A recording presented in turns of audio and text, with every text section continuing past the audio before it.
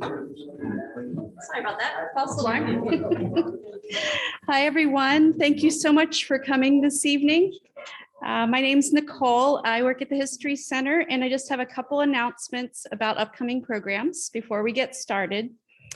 If you're watching our program from home, please know that you can type any questions for the speaker in the chat or comments on Facebook. Our webinars are being recorded, so if you want to watch this program later, it'll be on the York County History Center YouTube channel. Our May 1st is our South Central Pennsylvania Genealogy Society.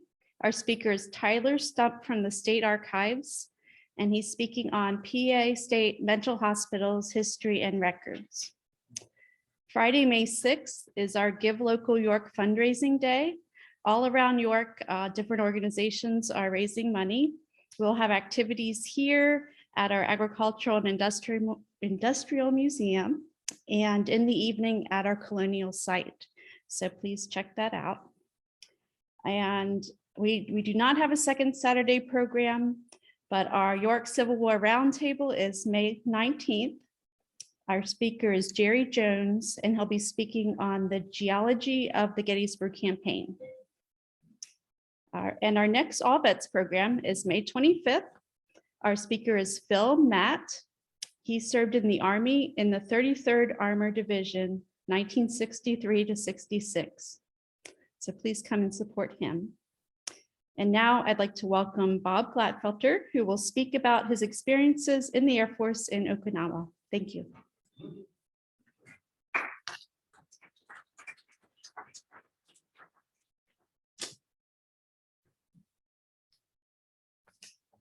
Well, good evening, everyone. Thanks for coming. I'm Bob Glatfelter, and I was born and raised in York. I've lived in York my whole life, except for the time that I spent in the Air Force. I served in the Air Force from September 1st, 1972 to August 21st, 1976. I've been married to my wife, Joyce, since 1978. Joyce is here. And we have one daughter, Kristen, and two grandchildren, Maya and her brother, Dylan.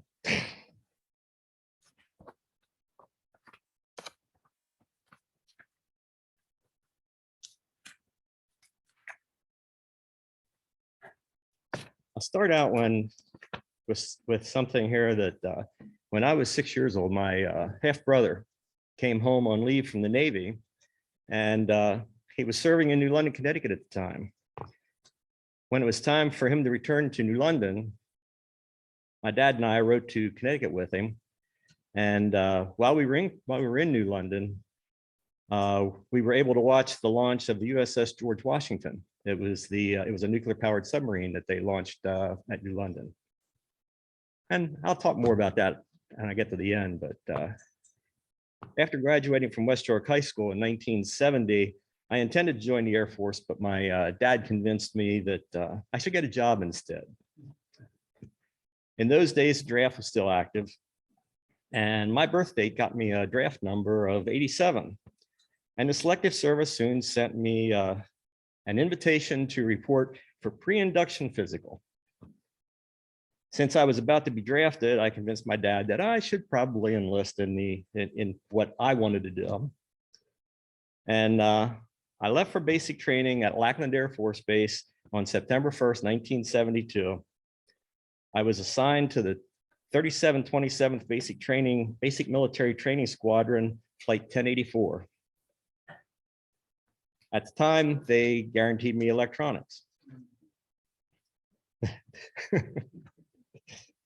During basic training, all of us submitted our dream sheets with our preference of what we'd like to do in the Air Force. And everything that I selected was electronics, but it had to do with missiles. I received orders to the 3391st Student Training Squadron, Air Training Command, Keesler Air Force Base, for 29 weeks of training in AFSC, which is like an MOS, 32830, which translates to Avionics Communication Specialist.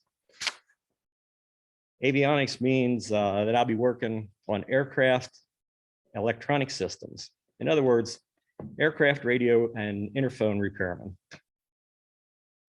While at Keesler, I achieved honor scoring in the top 6% of the class. And at the end of training, I received orders to the 35th Tactical Fighter Wing, 35th Avionics Maintenance Squadron, Tactical Air Command at George Air Force Base in Victorville. Victorville is in California, and it's located in the Mojave Desert, what's known as the high desert. The elevation is 3,000 feet. They boast 360 days of sunshine a year, and we certainly got 360 days of sunshine a year.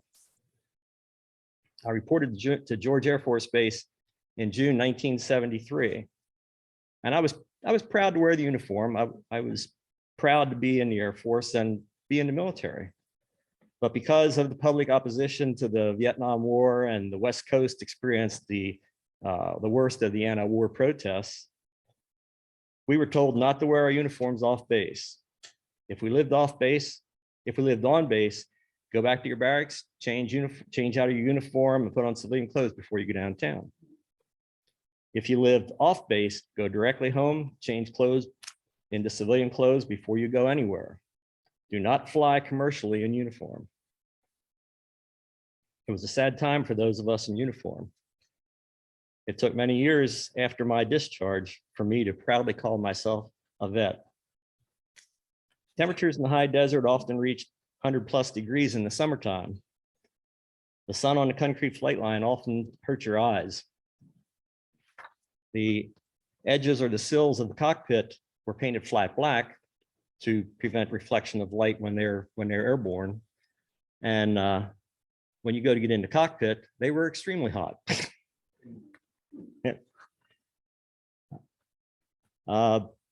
Being in the desert, it was dry. We were not allowed to wear our caps or sunglasses on the flight line, so that didn't help with the bright light coming off the concrete, because running jet engines could suck the cap off your head or sunglasses down the engine and destroy it. In the wintertime, sometimes temperatures dropped to below freezing. I know one Friday, they called a mobility exercise, and it started to snow just about the time that the klaxons went off. Within 12 hours, we had 24 inches of snow. At the time, I was on the flight line troubleshooting an aircraft, and I had a younger airman with me, and I had him in the front cockpit, and I was in the back cockpit. We closed the canopies to keep the snow out. Well, when we got done troubleshooting, it was time to head back into the shop. They couldn't send a truck out for us because of the snow on the flight line. And I was in the back seat, and I opened my cockpit before the front seater opened his. Needless to say, I got a lap full of snow. By then, we had 2 or 3 inches of snow on the ground, and yeah, that was a big mistake. George Air Force hosted primarily F-4s, F-4 Phantoms, but shortly after I arrived at George, a squadron of F-105Gs was returning from Thailand and were assigned to George. We often referred to them as just thuds. The F-105Gs were called Wild Weasels. Wild Weasels are aircraft equipped to locate and destroy SAM sites, SAM being surface to air missile sites. I was primarily assigned to provide radio repair support to the F-105s, but since we had many more F-4s assigned than F-105s, much of my work was in support of the F-4s. Now, in the event of a conflict breaking out anywhere in the world, the Tactical Air Command had mobility, like what they called mobility, that they had people assigned to it because the fighters would always be the first ones in to secure the airspace before personnel and other aircraft were brought in. So I was on mobility. I was on the mobility team, and it was funny because all our equipment to provide power and hydraulics and lighting on the flight line was all, they call it age equipment, aerospace ground equipment. And they was all painted yellow. Well, going into a war zone, yellow on the flight line would be a terrible target. So somebody got the bright idea that they needed to paint it OD green. Well, in typical military fashion, after they painted it OD green, they realized that it's going to be hard for other aircraft and maintenance vehicles to see that equipment on the flight line. So they plastered them with reflective tape. I was scheduled to rotate to Thailand with the F-105s when the F-105s were finally pulled out of Thailand. So that never happened. But while at George, I did get a TDY to Eglin Air Force Base, which is in Fort Walton Beach, Florida, for an exercise called Combat Echo. There were 2 of us radio troops that went on that trip, and we decided that one would go in and launch the aircraft while the other one went to the beach. And then the next day, the other one would go in and launch the aircraft while they went to the beach.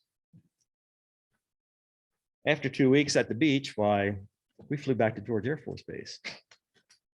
Most of the airmen I served with in radio repair were, they just wanted to go out and change black boxes on the airplanes. They didn't want to fix anything. So I figured after the months I spent at Keesler Air Force Base and learning electronics, be a good idea to just spend some time working the bench and becoming more knowledgeable with the electronics. So now in the Air Force, a wing is part of an organizational structure. The wing comes under the command, and under the wing, you have squadrons. Our wing had a panel truck that carried several aircraft specialists for electric, hydraulics, radio, navigation, and the truck was called Hotshot. And if a problem occurred during pre-flight of an aircraft, they would dispatch Hotshot to go and see if they could fix it to save the sortie. A sortie is it's one flight for one aircraft. So for a while, I was riding Hotshot, and I remember one time got a call that the pilot's seat, which is the front seat in the F4, he was having communications problems. Well, I got there, and turned out that it was the microphone cable to his headset was bad. So they already had engines running, and we had him shut down the starboard engine. I climbed up on the wing tank on the port side, crawled across the wing over the fuselage, and climbed out onto the intake on the right-hand side of the airplane and reached down next to the ejection seat and replaced his cable for him, saved the sortie. It was an easy fix, though. After George Air Force Base, I was assigned to the 603rd Military Airlift Support Squadron at Kadena Air Base in Okinawa, Japan. I reported to Kadena March 31st, 1975. And at the 603rd, we had HC-130s and HH-53 helicopters. In addition, we supported transient C9s, C-130s, C-141s, and C-5As. And if you don't know, Okinawa is a small Japanese island in the southern part of Japan. It's about 60 miles long and 3 miles wide. After World War II, Okinawa remained in American control until 1972, when it was turned back over to the Japanese. Unlike the high desert, though, Okinawa was hot, humid. Your uniform was always soaked because of perspiration, because of the heat and humidity. But in the wintertime, even though the temperature never dropped below about 40 degrees, you're on an island, it's windy, it's humid, it felt cold. It felt much colder than it was.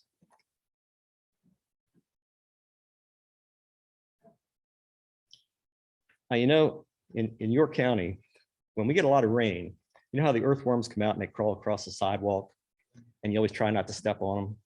But we didn't have that problem in Okinawa. There were snails that came out of the grass, out of the high grass.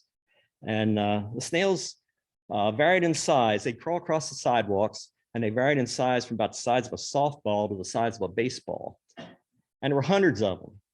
and you'd be walking to the chow hall, and if you were talking to your buddy and you weren't watching where you were going, you felt them crunch under your feet. Well, from April 3rd to the 26th, 1975, I'm sure a lot of you remember Baby Lift. And we did participate in Baby Lift. They were using the C-5s to evacuate Vietnamese orphans from Saigon.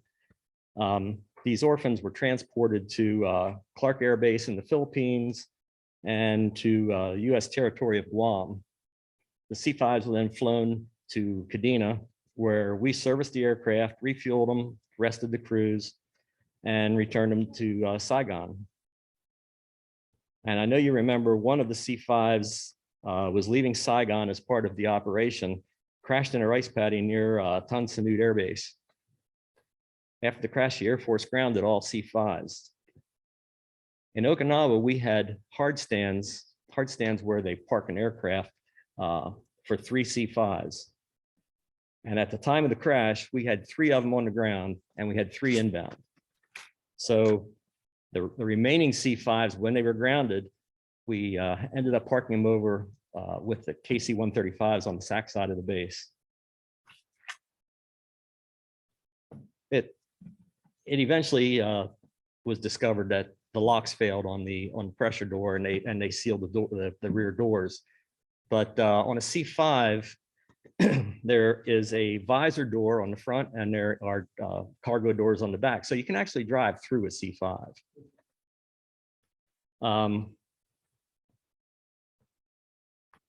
The C-5s, after the doors were disabled, the rear doors were disabled, why they returned them to flight status. On May 12th, 1975, which just a month after Operation Baby Lift, Cambodian Navy gunboats of the Khmer Rouge seized an American merchant ship named the SS Mayaguez, and it was in international waters. It was a US merchant ship. This became known as the Mayaguez incident. Most people do not remember the Mayaguez incident because 4 days after the Mayaguez was seized, the president sent in Marines from Okinawa to recover the ship's crew. I remember they were loading helicopter gunships, armored vehicles, and Marines onto these C-5s to transport them to Thailand. From Thailand, they were shuttled by helicopter down to a small island called Koh Tang off the coast of Cambodia on May 15th. Koh Tang is where they suspected that the crew from the Mayaguez was being held. Upon landing on the beach, the Marines came under heavy fire, and the operation was called off hours later, and the Marines were withdrawn. Turned out the Mayaguez crew was not held there anyway. This was considered the last official battle of the Vietnam War. The last 3 names on the wall in Washington, D.C. are the 3 Marines who were part of that operation. On May 16th, the Khmer Rouge released the crew. So it was a hectic start to my tour in Okinawa. The remainder of my time there was mostly routine. We supported transient aircraft en route to and from South Korea and Southeast Asia. I remember a time there was a radio had an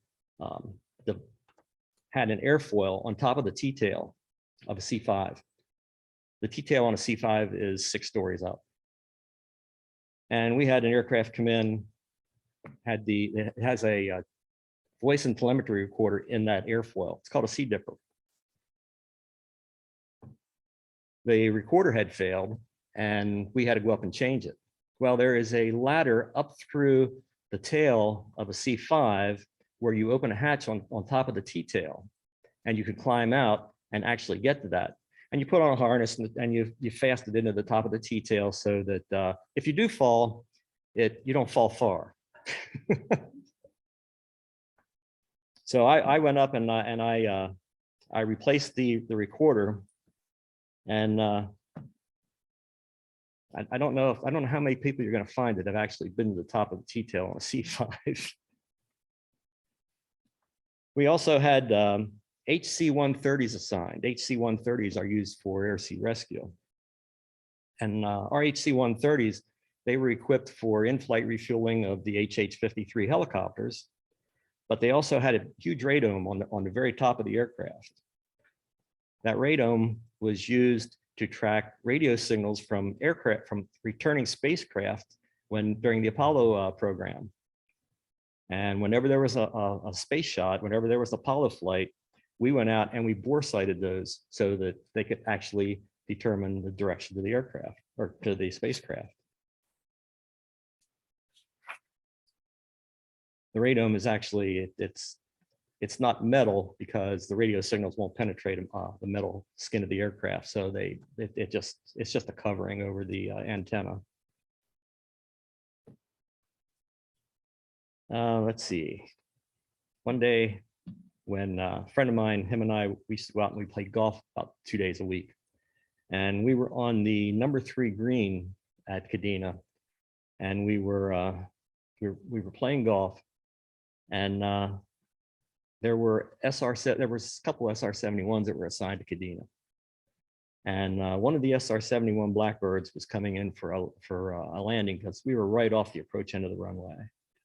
And I guess it must have been this pilot's last flight because just as he was about ready to touch down, he raised the landing gear and gave it full power and did a victory climb. It was really neat. It was amazing. It was an amazing sight. Whenever there was a typhoon threatening Guam, the Air Force had B-52s on Guam, and the B-52s, they would fly them to Okinawa, and they put them on alert. But it seemed like the Japanese nationals always knew they were coming before we did, because whenever the B-52s were headed in, they would set up picket lines outside the gates to protest having the B-52s on Japanese soil. There was also instances where Typhoon would approach Okinawa, and we had to fly the 130s out to Osan Air Base in Korea.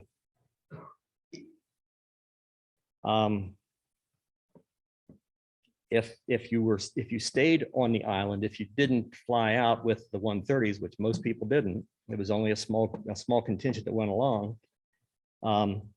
They put us in the barracks, sandbagged the doors, and fed us sea rations. Well, 40 days before I was due to return to the States, there was another typhoon headed into Okinawa. And they asked me if I wanted to go to Korea because I'd never been there. And I said, sure, I'll go. So we flew to Korea, and 40 days before leaving Okinawa, I was on typhoon evac in Korea. We flew 4 aircraft to Osan, and when they landed, there was only one of them that had a write-up, and it was one I flew in on, and it was a radio write-up. So I fixed that, and they put us up in a hotel off base because Bachelor Airman quarters were being renovated.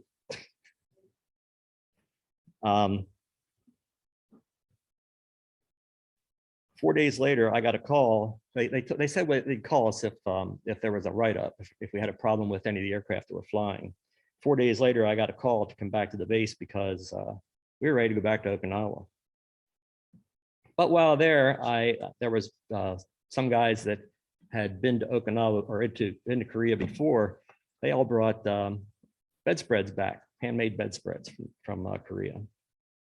So a couple of them wanted me to bring bedspreads back for them, and I wanted to bring one back myself. I went and I got a couple, and then I talked to this Korean at this one little shop, and he said, "I make something special for you. My wife will make something special for you. You come back in an hour." Well, I went back in an hour, and it wasn't done. But he said, "Will you sit down here?" He said, "I'll turn on TV for you." He turned on Armed Forces TV, and he offered me a Korean cigarette, which I turned down. But while I was waiting for the bedspread, on Armed Forces TV, MASH was on. So I'm sitting in Korea watching MASH. In my final days of Korea, or at Kadena, I was dispatched to replace a plug in an HH-53 helicopter for the HF radio that they had smashed trying to put a radio in it. And they told me that there would be a maintenance cart out there. And I got out there and there was no maintenance cart. So I called for one. And I waited. And I waited. It's dark. About 3 hours later, I decided, you know, if I raise the ramp on this helicopter, I can stand on that ramp and I can reach that to replace that if I stand on the radio. And I didn't more than get up there and get started. And I hear somebody go, where did you get that maintenance stand, Airman? And I look down and it's quality control. I also remember playing a lot of pinochle while in Okinawa. We didn't do a lot of benchtop repair in Kadena. We did mostly, if it was an adjustment, we could do that, but we didn't have a lot of parts to repair the radios. So if it was more than just an adjustment, why we just sent them out the depot and replaced the radios. I left Kadena on August 20th, 1976, and separated from the Air Force at Travis Air Force Base in California on August 21st, 1976. A little over a week short of my 4 years. In fact, that they had given me orders to Seymour Johnson in, what is it, South Carolina? North Carolina, South Carolina. And they told me I have to go to this meeting for returning from overseas assignment. And I told them, I said, well, I get out when I hit the States. They go, well, you still have to go to the meeting. So I got there and I said, well, I think you guys made a mistake. And they go, oh, no, we didn't make a mistake. They go, you extended, right? I said, no, I didn't extend. They go, oh, well, let us have those. I think we made a mistake. Let's see. After I separated, I realized that the Air Force actually did me a favor by assigning me to avionics communications instead of missile electronics. Because after all, what was I going to do with missile electronics when I got out of the Air Force? 1 year after I got out, I went to work for the Navy as a civilian. And remember, I mentioned in the beginning that at age 6, I was in New London, Connecticut, when the USS George Washington was launched. USS George Washington was the first fleet ballistic missile submarine. A fleet ballistic missile submarine is capable of launching ballistic missile submarines while submerged. Well, in 1981, working as a civilian for the Navy, they sent me to Groton, Connecticut, which is right across the bay from New London, to do a supply operations assistance program on the reactor plant of the USS Ohio, which was the first Trident submarine, the first in the class. And I guess it actually came full cycle because I watched them launch the first ballistic missile submarine, and now I'm there doing a supply operations assistance on the first Trident nuclear submarine. And one of the supply officers, because on a what they call a boomer, a fleet ballistic missile submarine, they have two crews. They have a gold crew and a blue crew. And one of the supply officers from the one crew, he took me down and gave me a personal tour of the entire submarine. In 1986, I went back to school, back to college, earned my bachelor's degree in information systems, and ended up working for the Navy for 36 years. After retiring from the DoD, I got a call from a DoD contractor in Mechanicsburg, and I went to work for them for 1.5 years. So nearly my entire adult life has been in support of the U.S. military.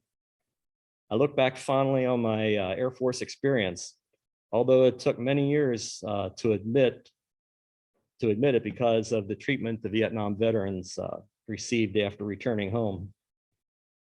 I was talking to a friend just last night. He served in the Air Force, and he was in Turkey during Vietnam. He was in intelligence.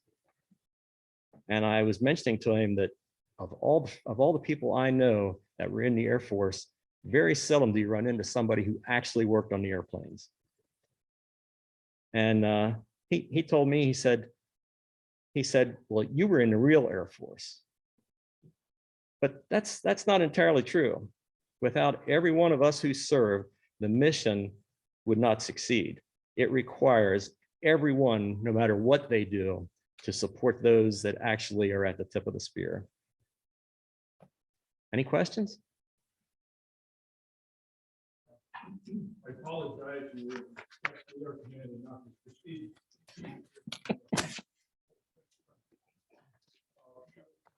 In basic training in Latin.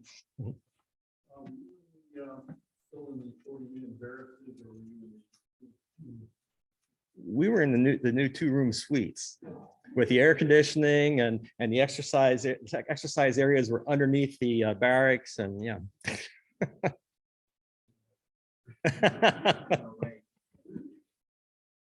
Yeah. Did you notice that the Okinawans knew when the SR was taken off? Yes. We didn't know, Yep. working on it, working around it, but they knew. Yep.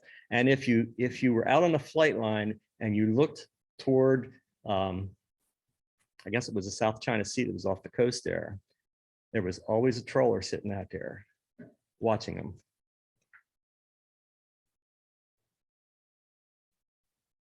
Any other questions? Not much of anything.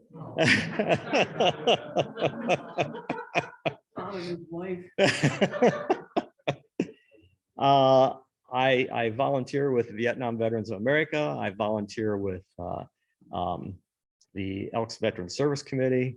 I volunteer with York Aries Racy's ham radio. In fact, last night we supported the Peach Bottom drill. There was a Peach Bottom drill last night. And May 15th, we will provide radio communications for the York YMCA marathon. Yeah. Did I hear you right? There was a golf course on Okinawa? Oh yeah, there was more than one, but there was only one that belonged to the Air Force. Well, the one that we played at occasionally was a Japanese golf course, but there was one on Kadena as well.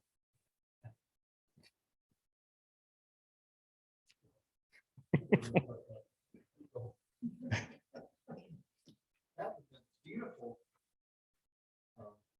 place where they had it. Golf course. Yes, yeah. When I came back, I played golf a couple times with my father-in-law, and if you don't know, Japanese golf balls are just a little bit smaller than an American golf ball, and they fly like a devil. So whenever I played with my father-in-law, I always used that smaller golf ball. He never knew the difference.